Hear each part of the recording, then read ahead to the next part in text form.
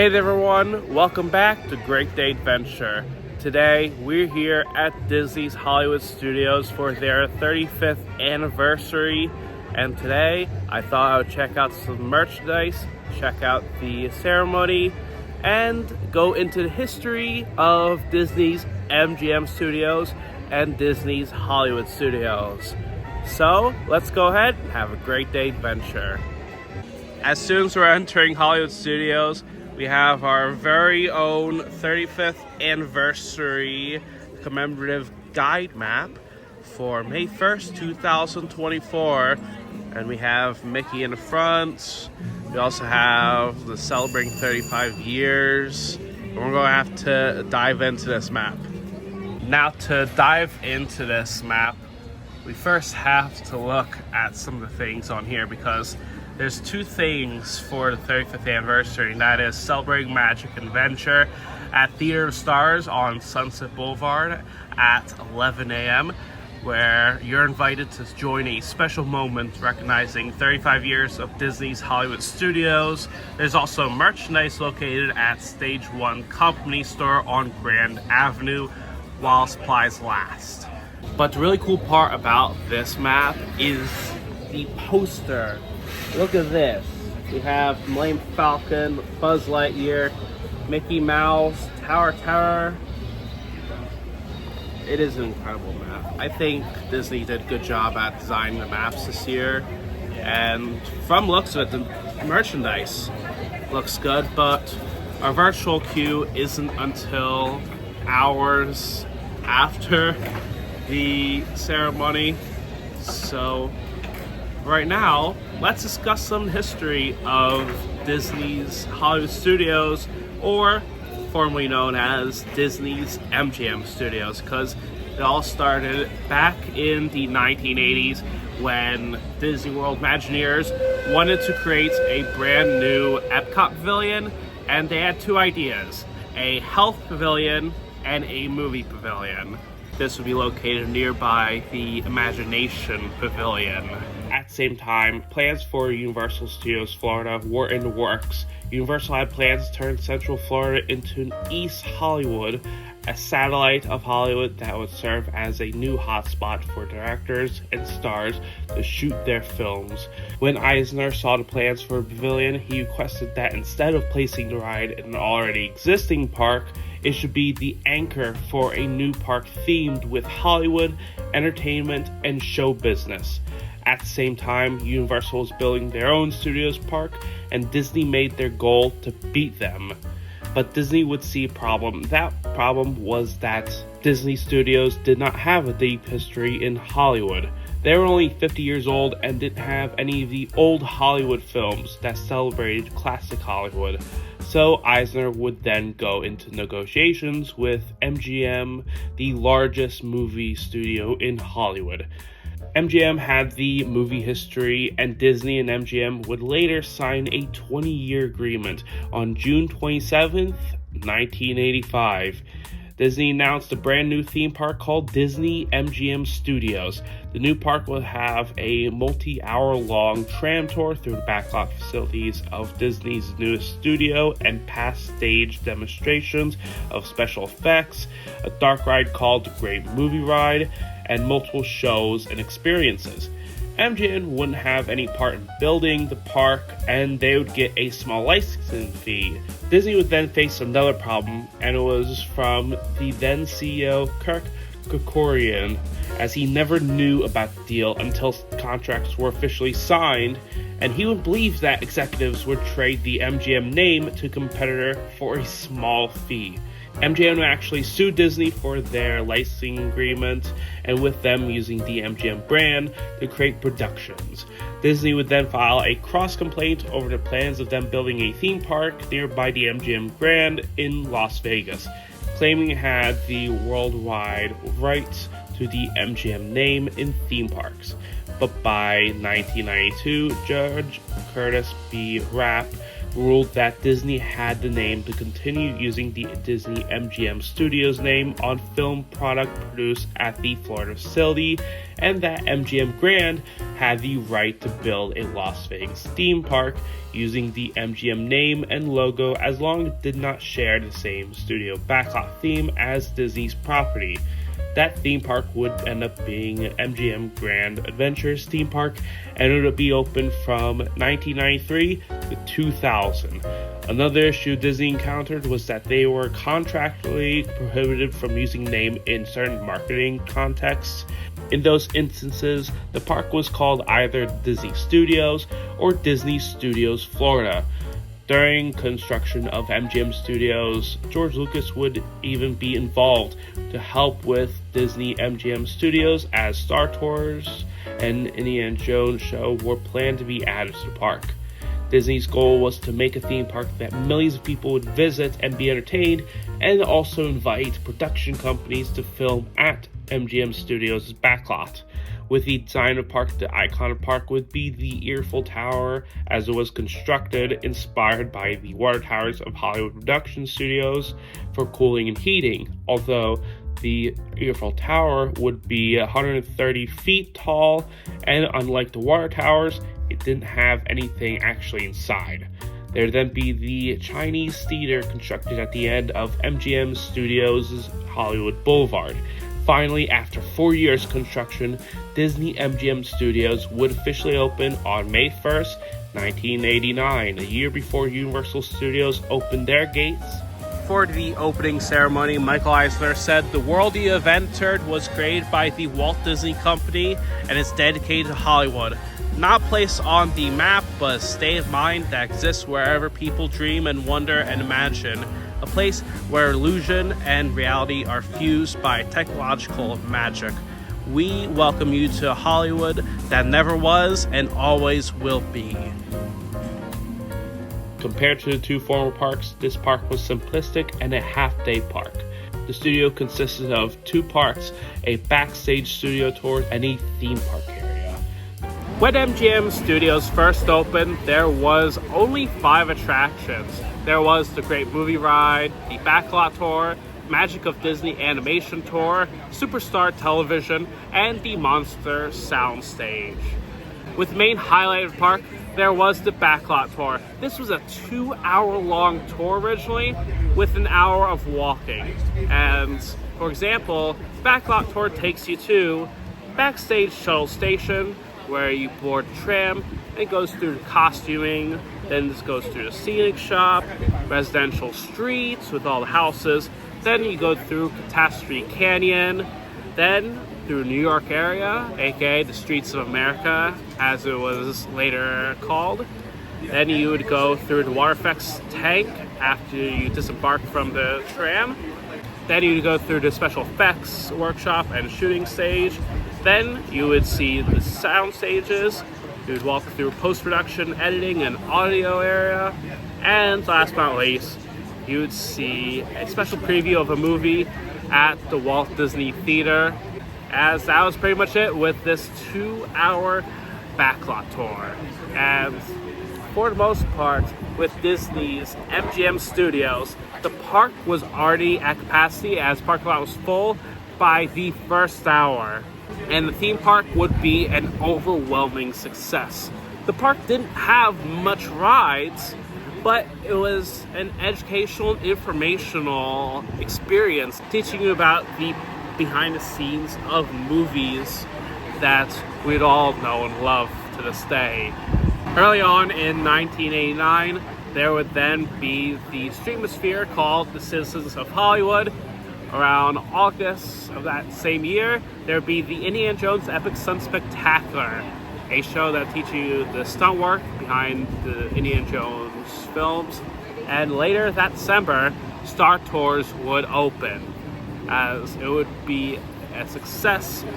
And later that same year, Disney would decide to open the Streets of America area, formerly known as New York area, and make it into an accessible walking area.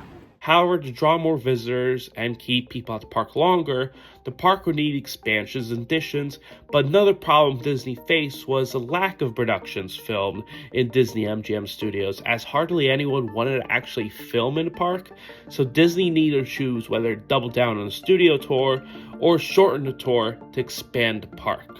Opening in 1990 would be the Honey, I Shrunk the Kids movie set adventure, a playground themed around the Honey, I Shrunk the Kids movie.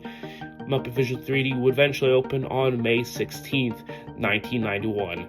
The film was shot in January 1990 and directed by Jim Henson, as this was one of his last projects, with his involvement before his death in 1990, before production of the film was even completed. One of the few studios in the park would be the Magic of Disney Animation, a walking tour that takes you through how Disney films would be made. Disney would utilize the studio space for much of their Renaissance films, from Roger Rabbit cartoons, The Lion King, and was directly responsible for films like Mulan and Lilo and Stitch.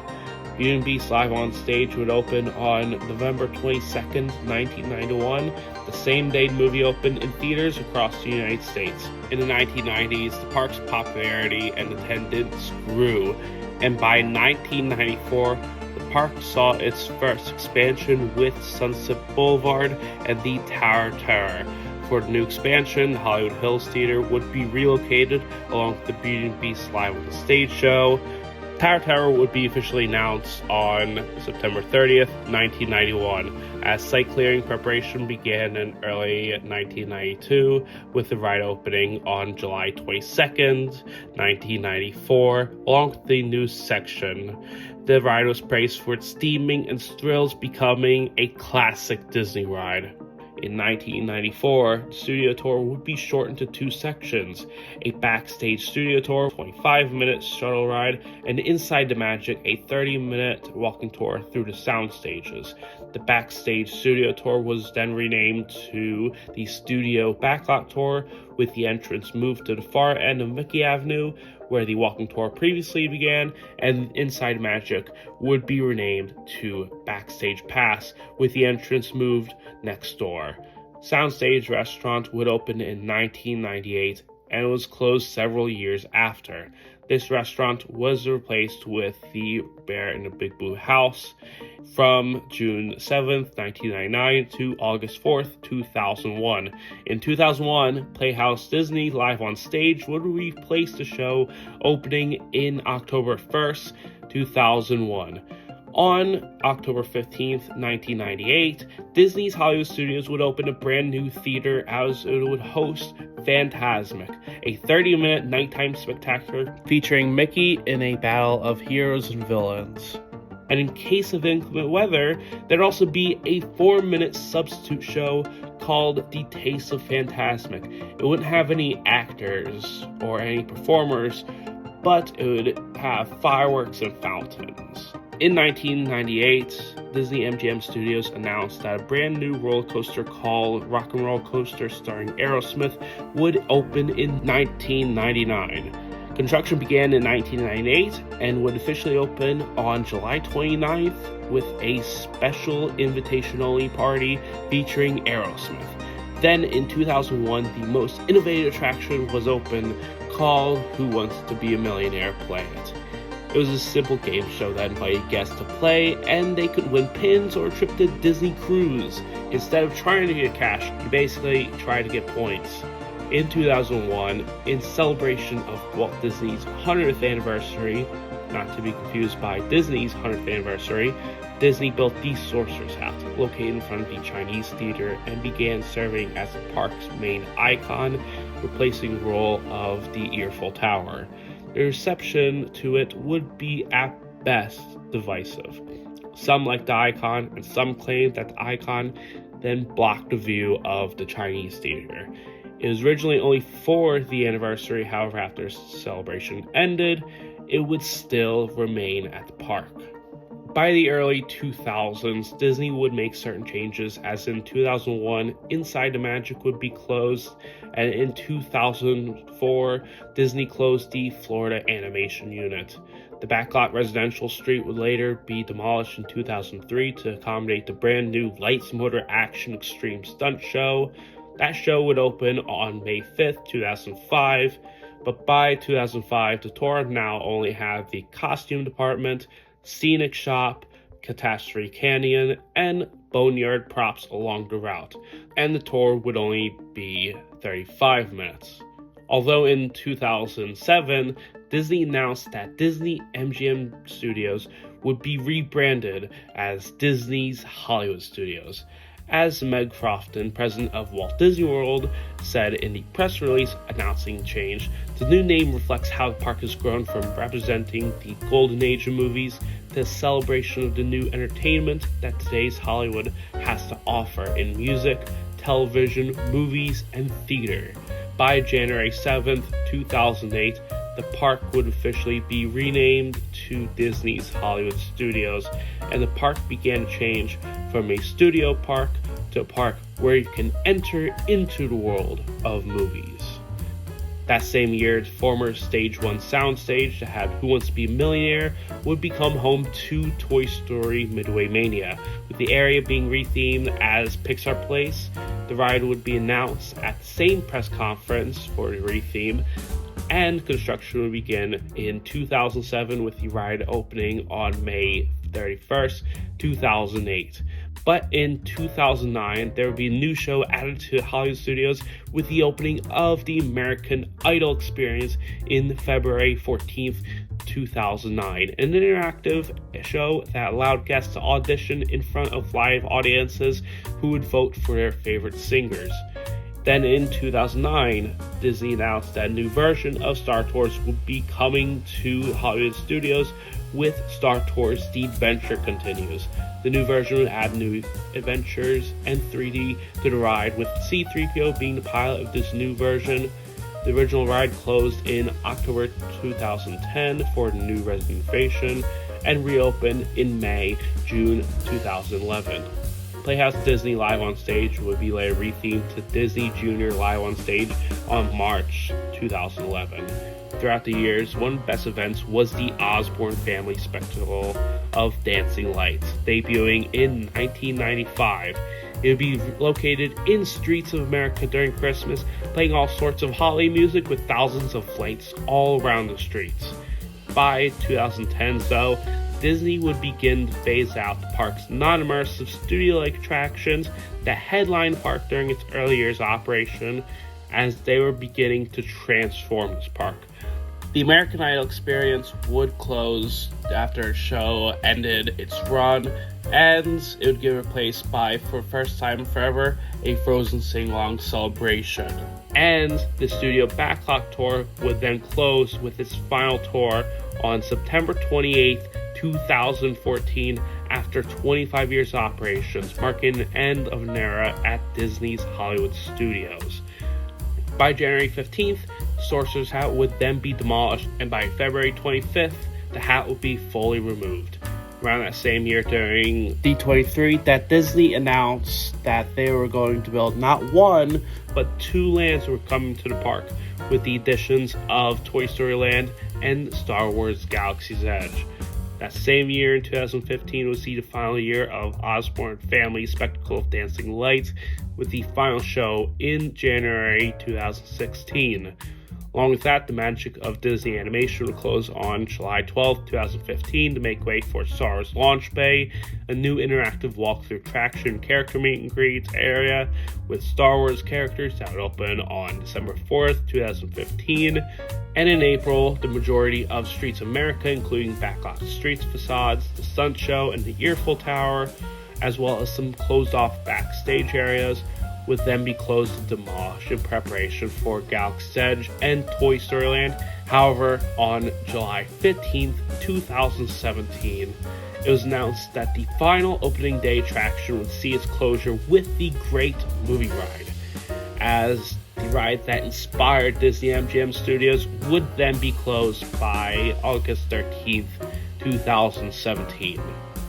After 2 years of construction, Toy Story Land would officially open on June 30th, 2018, with the opening of Slinky Dog Dash, the relocation of Toy Story Mania, and Alien Swirling Saucer, as the land would be a success, with Slinky Dog Dash becoming quite possibly the park's most popular ride. Opening on March 31st, 2019, replacing Club Villain was Lightning McQueen's Racing Academy, a new children's show located nearby Rock and Roller Coaster, and it wouldn't be until August 29th, 2019, when Star Wars Galaxy's Edge would be officially open to the public after 3 years of construction. There would be the Millennium Falcon Smuggler's Run, a simulator where you can fly a Millennium Falcon. There would also be tons of shops, restaurants, characters, and it would also be set during Last Jedi and Rise of Skywalker, as you can also meet other characters visiting Batuu. But the one ride that was not open would be open on December 5th, 2019, which was Star Wars Rise of Resistance.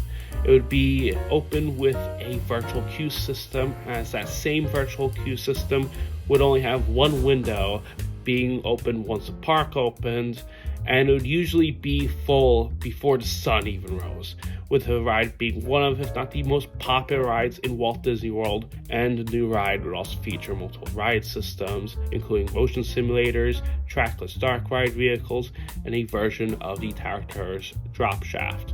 And then on March 4th, 2020, Mickey and Minnie's Runaway Railway would officially open, as the new trackless dark ride would become one of the most popular rides in the park, and it would be a massive success. However, it wouldn't be until a week later that Disney World would officially announce the closure of Walt Disney World due to the pandemic. Once parks reopened, Citizens of Hollywood, the last remaining original attraction, would not return. Fantasmic would also be closed until 2022, when the show would be remastered with a new heroics sequence with Aladdin, Frozen, Mulan, Pocahontas, and Moana included. The Voyage of the Little Mermaid was also closed once parks reopened, and a brand new show called The Little Mermaid: A Musical Adventure will be opening later in 2024. Then there's also some other changes, like a new Mandalorian meet and greet in 2023 in Galaxy's Edge, and throughout the years, new scenes added to Star Tours. And we're now in line for the official 35th anniversary ceremony, and holy moly, some sort of deja vu to Fantasmic opening night. The line is already backed up to the Trolley Car Cafe, and the line is also growing as we speak, but the line was actually non-existent 15 minutes ago. Here's hoping we get into the theater. Please turn your attention to the stage as we proudly celebrate 35 years of magic and memories here at Disney's Hollywood Studios. Let the adventure begin.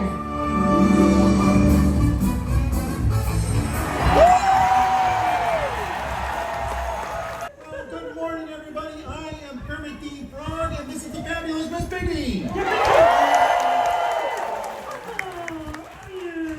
My friends and I, we have been so proud to be a part of all the fun and excitement here at Disney's Hollywood Studios ever since almost the beginning.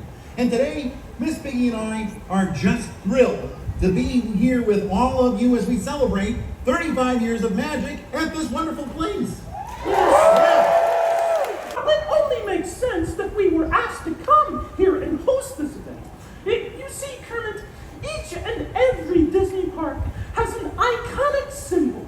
Magic Kingdom has Cinderella Castle. That's right. Epcot has Spaceship Earth, and Animal Kingdom has the Tree of Life. And of course, Disney's Hollywood Studios has... the Hollywood Tower Hotel. What kind of icon is that? I was talking about the Fountain of Moi in all my splendid glory. Since 1989, this park has been home to a rich history of storytelling through a means we all hold dear to our hearts: movies.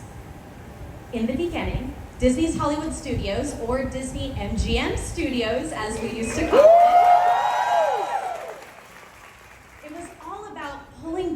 curtain and taking guests inside the art of filmmaking, from backlot tours to animation lessons, and even revisiting classic films from throughout the ages. Great movie ride fans, I see you. Of course, some offerings have stood the test of time. Attractions like the Indiana Jones Epic Stunt Spectacular, Rock and Roller Coaster featuring Aerosmith, and of course, who could forget Muppet Vision 3D. All of these attractions are still entertaining our guests today, showing you all that Hollywood peek behind the scenes and inviting you into the story to let your adventure begin. Over the years, the park has gone through tremendous transformations, each one adding new layers of excitement. Whether guests are braving the thrills of Sunset Boulevard, getting swept away into a galaxy far, far away, or shrinking down to the size of a toy in Toy Story Land, there are truly adventures here for everyone. Walt Disney always said, you can design, create, and build the most wonderful place in the world, but it takes people to make the dream a reality. And we know truly just how right he was. Disney's Hollywood Studios is what it is today because of the cast members that show up to make magic every single day. Your operations, attractions, food and beverage, custodial cast members, and so much more. Yes, give them that round of applause.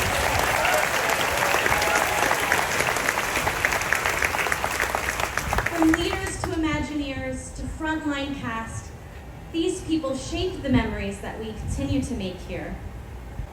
These cast members, and so many more, have put their heart and soul into Disney's Hollywood Studios, and they are such a huge part of what makes this park a premier destination for people everywhere to follow their imagination and live their adventure.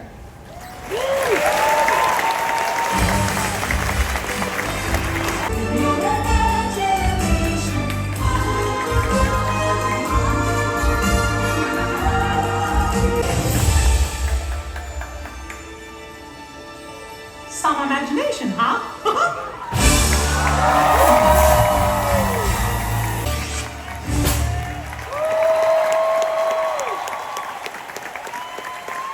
Thank you all so much for joining us here today.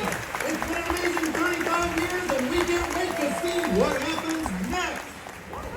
And we just got out of the 35th anniversary ceremony. Now, I think it was cute. I like the finale as well.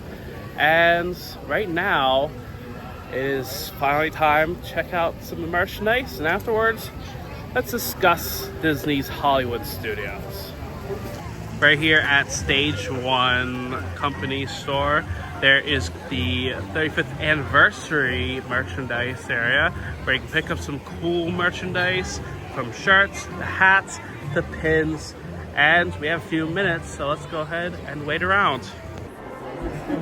There is the 35 years poster with Tower Tour. Starting off with the hats, this one's going to be for $30.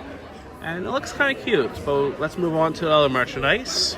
For the 35th anniversary t-shirts, they're going to be for $34.99. And these looks amazing as well.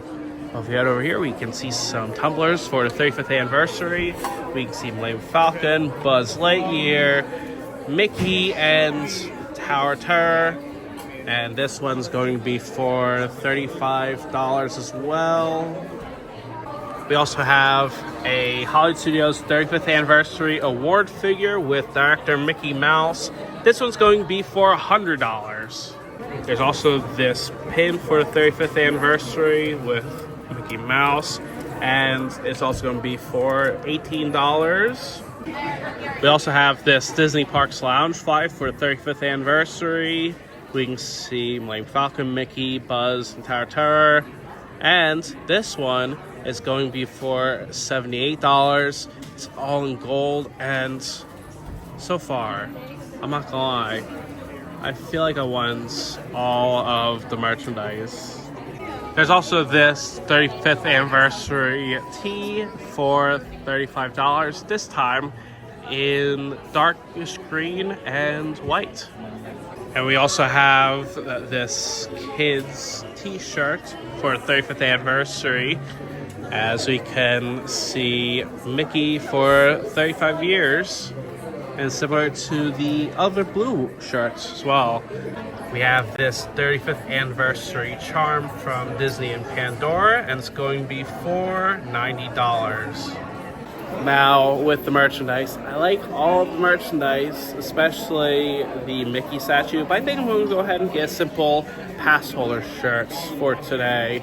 And with all the merchandise, they're only for today. I think right now we're going to go ahead and pick up the blue t-shirts, and I think after this discuss some of the things with Hollywood Studios. So let's go and grab a t-shirt.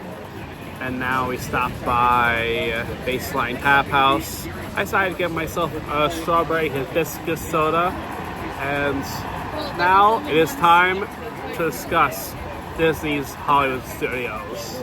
After going through 35 years of history, there's a lot to say. There is still a lot to love about this park. For example, we have Fantasmic every night. There's also some incredible rides like the Twilight Zone Tower Terror, Rock and Roller Coaster, Mickey and Minnie's Runaway Railway. We also have Rise of Resistance and Toy Story Mania, along with Slinky Dog Dash and plenty of other attractions as well. But even then, there is also some attractions around here and shows like Indiana Jones Epic Stunt Spectacular and Muppet Vision 3D. And either way, this has been an interesting 35 years. Although after plenty of changes, you might either love MGM Studios or Hollywood Studios, but that doesn't convince you. And here's some other creators talking about their favorite things at Hollywood Studios. Hi, I'm Becca from Undercover Tourist, and my favorite thing at Hollywood Studios is the Hollywood Tower of Terror, and I don't leave without getting a Ronto wrap. Hey folks, my name's Tyler from the Gift family. One of my favorite things about Disney's Hollywood Studios is back in 2016, I was at the final performance of Lights, Motors, Action Epic Stunt Spectacular, and it was just amazing seeing the cast do their final performance, and the crowd was just electric. That is one of my favorite things about celebrating the 35th anniversary, was being a part of that special event. Hello, I'm Matt. This is Goo. We are from Goo to You.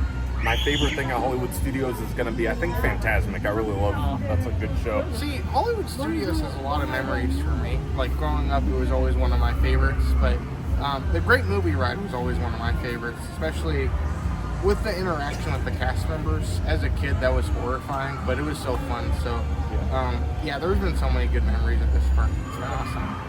Hey, what's up guys? It's Adrian from Theme Park Express. My favorite thing to do at Hollywood Studios is actually right behind me, Rock and Roller Coaster starring Aerosmith. Unfortunately, it is down for a very lengthy refurbishment right now, but on any other day, the very first attraction I would come to is right here. I love me some Aerosmith, and some inversions on a launch roller coaster. You can't beat it. Hello, I'm Adam the Woo.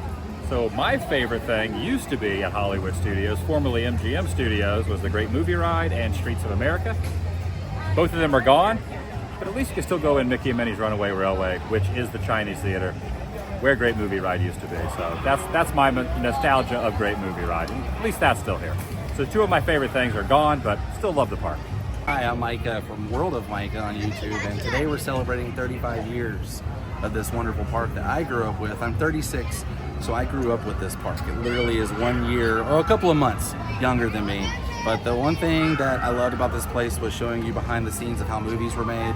I enjoyed the back lot, and I really missed the Great Movie Ride. That was my favorite ride of any theme park in the world, was the Great Movie Ride, and I miss it. But happy 35th anniversary to Hollywood Studios. Best thing about Hollywood Studios, Great Movie Ride. Oh, just a masterpiece. It was like, if you never got to experience it, you truly missed out, but it was something truly special. And it's sad that it went away, but that is one of my favorite moments, is kind of that final day, kind of watching all the final rides. Hi, my name is Tim Tracker from the Tim Tracker on YouTube.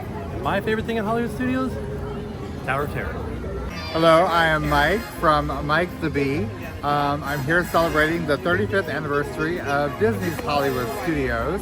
And my favorite thing to do here is actually the Frozen sing-along. The storytellers are always fantastic. It's a fun show and it's a fun sing-along as well, if you know the words. Hi, I'm Sam and I'm all the way from Orlando, Florida. And to be honest, it can be hard to pick a favorite attraction here at Hollywood Studios. But if I had to go with my top 3, it would be Tower of Terror, Rise of the Resistance, and Runaway Railway. Hey, my name is Matthew, and this is Cindy, my wife. Our favorite part of the theme park is Star Wars. Hollywood Studios. Star Wars, Star Wars. if you can tell. We love Baby Yoda, and also the Mandalorian. The Grogu, I'm just saying, it's a Grogu. But yeah, it's one of our favorite parts of the galaxy. This is amazing.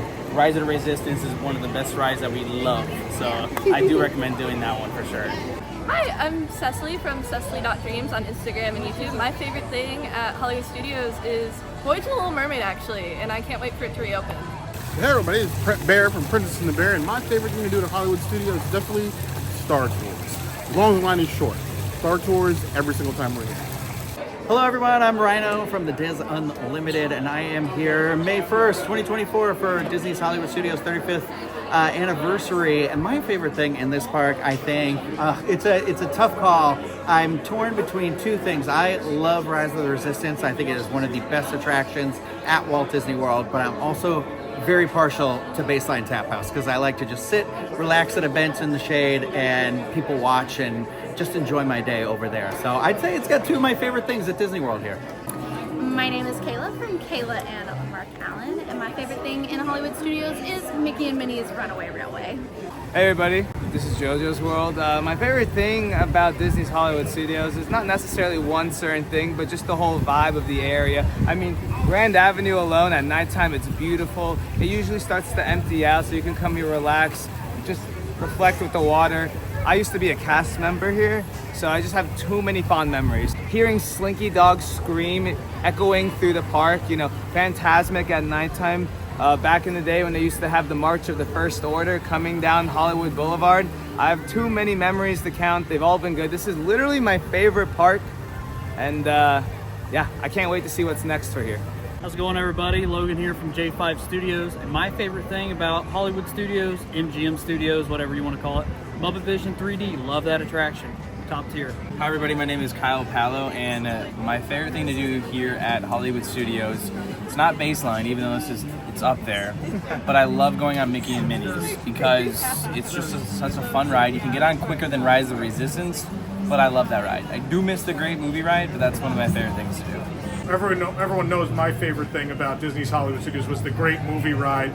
That was my favorite because that inspired me to watch those movies. I remember being about 13 years old, riding that and going, I don't know what half these movies are, and I want to find out. And what happened from there is I made it a mission to watch all of them, not just the ones that had scenes, but even the ones that were in the montage at the end. And I think I'm a completely different person today for having seen all of those films I would have never watched otherwise. And I think other people should do the same. That's what these parks are about. It's about learning, right? Epcot taught us so much, and I think this park, in regards to the entertainment industry, opened our eyes to a lot, and I'm forever grateful. When it comes to Hollywood Studios 35 years, there's still some remnants of MGM Studios. For example, we still have Gertie the dinosaur. We also have the Indiana Jones show as well. And better yet, we still have Chinese theater. And last but not least, the Hollywood Brown Derby also survived the many changes and is still a popular restaurant to visit. After thinking about all things here at Hollywood Studios, it is now my turn to decide what is my favorite thing at Hollywood Studios. And this might sound like a cop-out, but I think it is pretty much the vibes, the atmosphere. It's the cast members that makes this park incredible. Despite all the changes, Hollywood Studios is one of the best theme parks, and it is one of the most popular theme parks in the world. And There is so many incredible rides like Tower Terror to Rise of Resistance. And to this day, Hollywood Studios is a special theme park. And with the future, who knows what will happen in the next 35 years. Play is now up to you. What is your favorite thing to do at Hollywood Studios? I'd love to know. And as always, until next time, thank you very much for watching, and I hope you have a great day.